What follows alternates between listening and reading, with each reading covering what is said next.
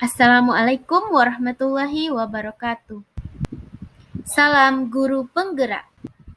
Pada video kali ini, saya Yulia Erpitaningsih, calon guru penggerak Angkatan 9 dari SMP Negeri 3 Logas Tanah Darat, Kabupaten Kuantan Sengingi, Riau, akan memaparkan kesimpulan dan refleksi pemikiran Ki Hajar Dewantara sebagai tugas koneksi antar materi modul 1.1. Dalam merefleksikan diri, saya akan menggunakan 3 pertanyaan pemantik, yaitu 1.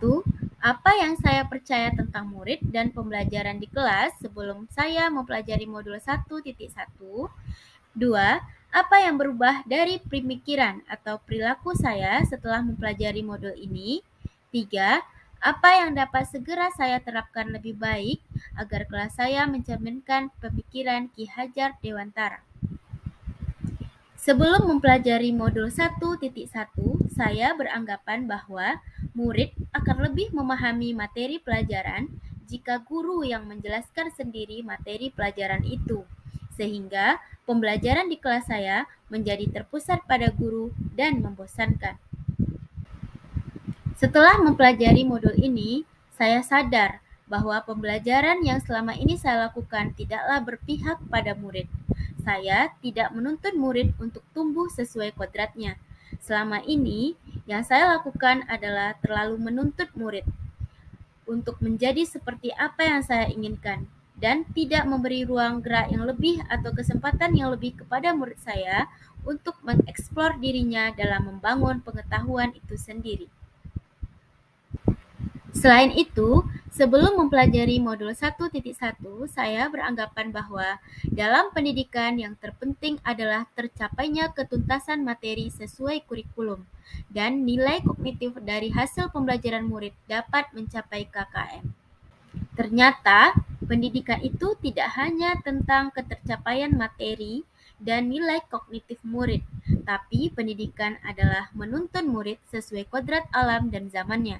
Sehingga dalam pembelajaran, yang lebih penting adalah proses pembelajaran itu bermakna bagi murid untuk kehidupannya, sehingga murid dapat mencapai selamat dan bahagia.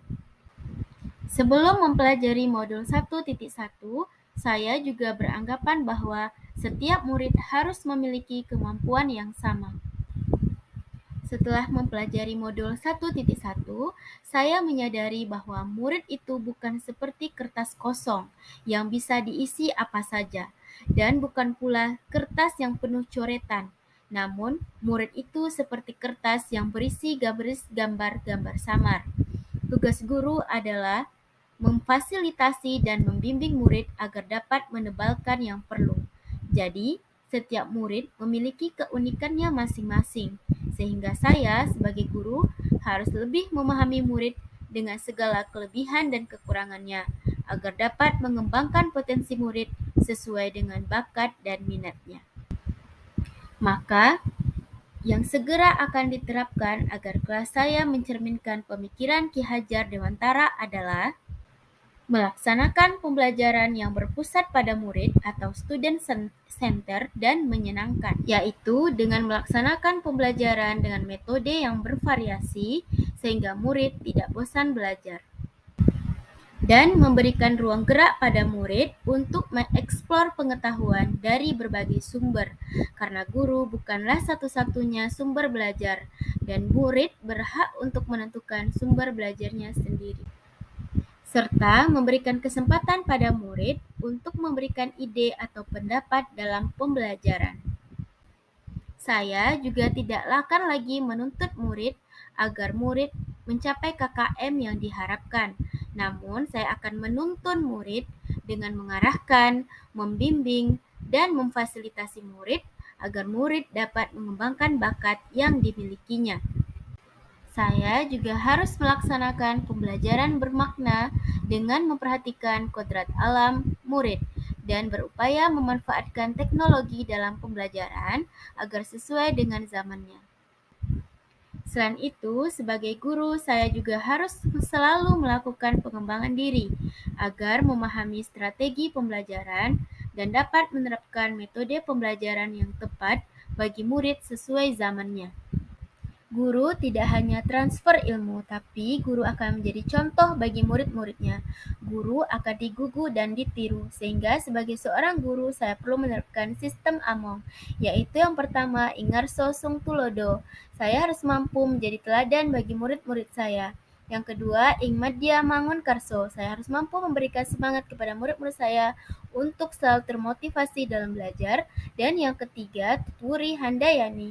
Saya harus memberikan kepercayaan kepada murid-murid saya dan selalu mendukung mereka untuk mengembangkan bakat yang mereka miliki, sehingga terwujudlah murid yang cerdas secara intelektual dan berkarakter.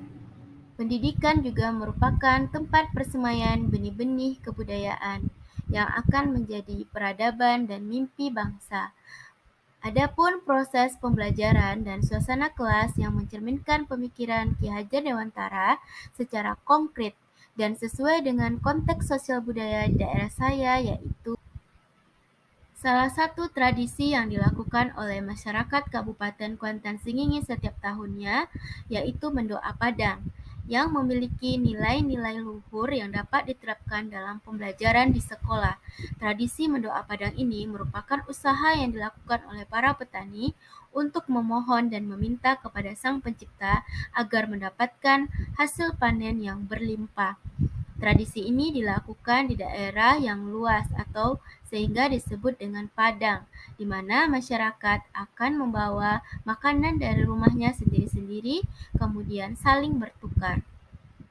Adapun nilai-nilai luhur dari tradisi mendoa Padang yang diterapkan di sekolah, yang pertama yaitu religius, di mana dalam tradisi mendoa Padang juga berdoa meminta keselamatan panen kepada Sang Pencipta, maka di sekolah juga selalu dilakukan berdoa sebelum dan sesudah pembelajaran.